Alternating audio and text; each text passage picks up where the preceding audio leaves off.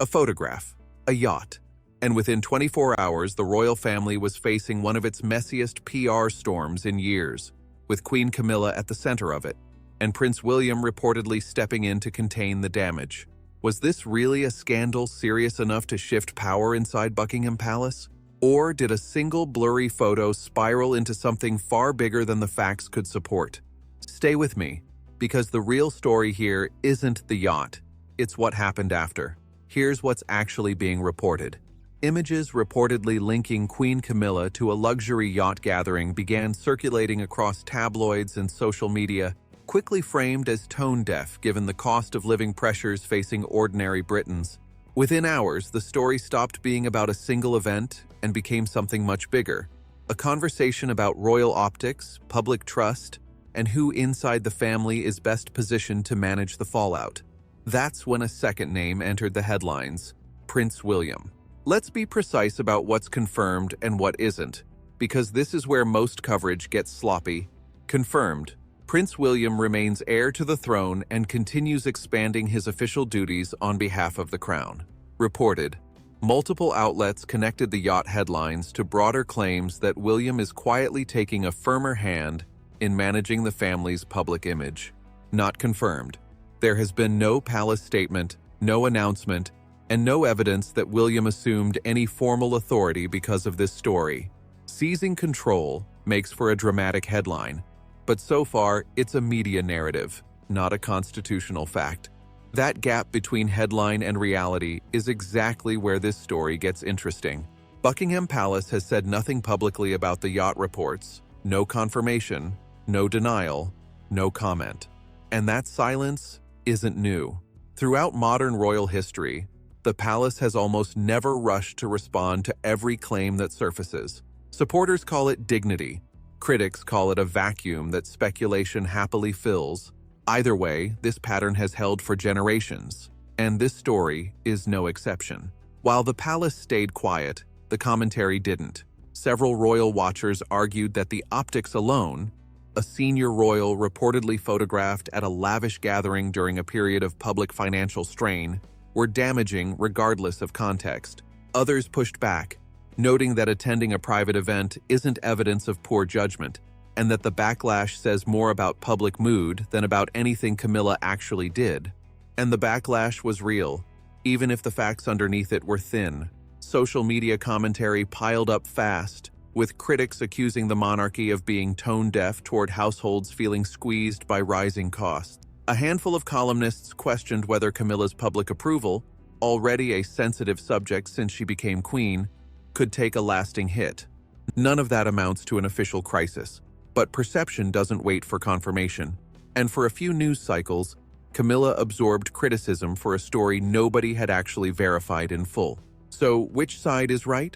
Honestly, neither has the full picture, because neither does the public. Communications specialists who study royal reputation add another wrinkle. Some argue the timing matters as much as the image. A lavish gathering surfacing during a stretch of public economic pressure creates exactly the contrast headlines are built on. Others caution against reading too much into one photo, since royal reputations are shaped over years, not erased by a single unverified news cycle. If the professionals can't agree on what this story proves, the public shouldn't rush to firm conclusions either. Here's the detail most coverage skipped entirely.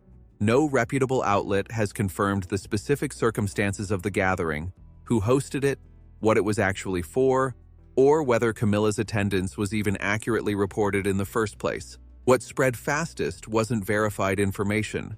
It was the image, stripped of context, moving through social media faster than any fact check could catch up to it. That's the real pattern worth noticing here. Now, why did William's name get pulled into a story that, on paper, has nothing to do with him? The answer has less to do with this specific headline, and more to do with a shift that's been building for years.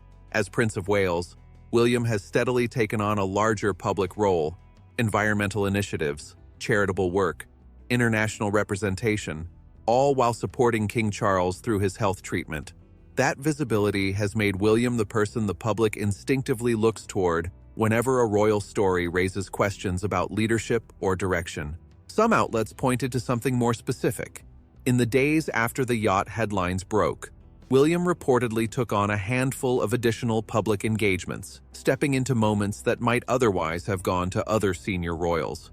Commentators framed that as him quietly filling the gap the story had opened. A more measured reading is simpler.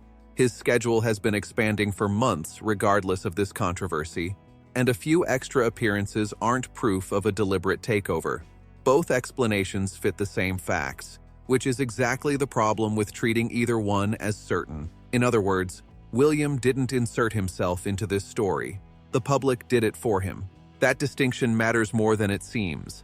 Constitutional monarchies don't run on day-to-day political power, they run on public confidence, which means a story that looks small on the surface can carry outsized weight if it shapes how people feel about the institution's stability. And right now, part of that instability is being filled with a name people already trust, William's. There's also a psychological piece worth understanding. Audiences rarely process a new royal headline in isolation. They connect it to everything they already remember, from past controversies to years of coverage about who's next to lead. So when a story about Camilla surfaces, many people fit it into a narrative they've already built rather than waiting for verified details. That's exactly why this story moved so fast. Let's also give Camilla's public record the context it deserves, because a single unverified headline shouldn't erase it.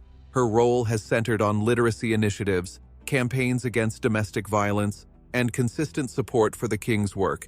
Engagement built over years, not days. Judging that record through one photograph, before the facts are settled, risks missing the bigger picture entirely. It's also worth asking why this story attached itself to William at all. Part of the answer is timing. King Charles continues his duties while managing ongoing medical treatment, which naturally puts a spotlight on who else looks equipped to steady things when scrutiny intensifies. William's expanding public role has already primed audiences to see him as the family's stabilizing figure. So when a story like this breaks, it's almost inevitable his name gets pulled in, whether or not the facts actually connect him to it. So where does this actually leave us? The honest answer? Mostly speculation dressed up as certainty. William's duties really have expanded. That part is real. Commentators really did link that growth to the yacht story. That part is documented too. But the leap to seized control, or to any formal damage to Camilla's standing, isn't something the palace or any verified record has backed up. The headlines are dramatic. The underlying facts are still thin. Perhaps that's the real lesson buried in this story. It was never really about a yacht.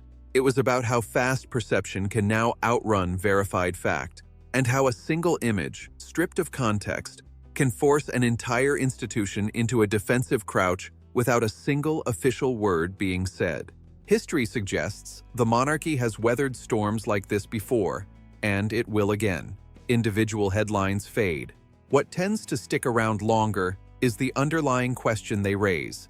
In this case, how much authority the public is willing to hand William, informally, well before he ever inherits it formally.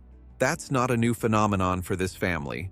Whenever the institution faces a rocky stretch, conversation drifts toward its future leadership, toward continuity, and who looks steady enough to be trusted with what comes next. Some see William's growing visibility as proof he's already stepping into that role. Others argue that's reading too much into ordinary royal duties. Until the palace says otherwise, both stay exactly that, interpretations.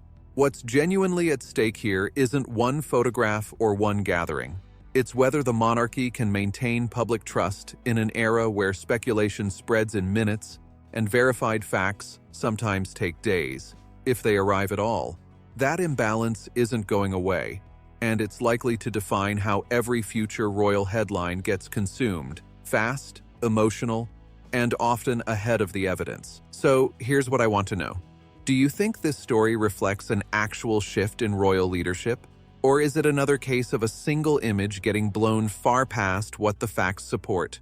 And how much should the public read into moments like this before official answers ever arrive? If you appreciated this grounded, fact-first breakdown instead of pure speculation, subscribe, because this isn't the last time perception and reality are going to collide inside the royal family.